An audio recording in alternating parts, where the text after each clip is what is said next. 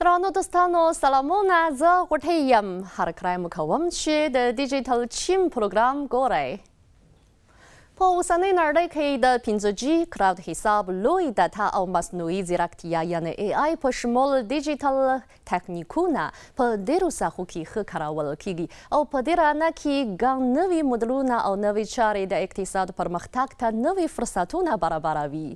چین له تېرو څو کلونو راهیسې په پرلهپسې توګه د مخابراتي شبکې د اساسي تاسیساتو په ابادولو سره د ډیجیټل اقتصادي چارو د پیاوړتیا لپاره کوښښونه کړي دي او کوي یې. نو زه به په ننني پروګرام کې د ګڼو شمېرو له مخې تاسو ته اړوند معلومات وړاندې کړم.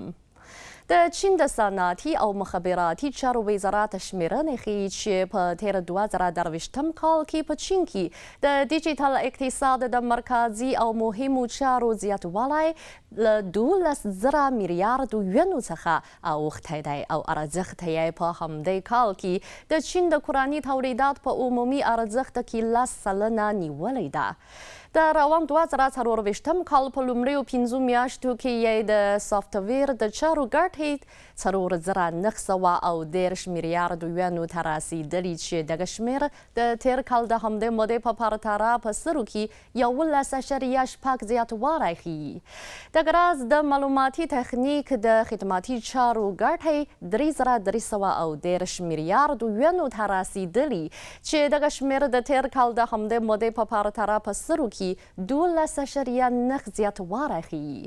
د 2024 کال لپاره د نړیوال ډیجیټل اقتصاد سپین کتاب ښیي چې د سږ کال په لومړۍ روبه کې په ټوله نړۍ کې د AI چارې په باب کابو 10,000 تصدۍ جوړې شوې او په دې جملې کې په سرو کې 15 د چین تصدۍ دي.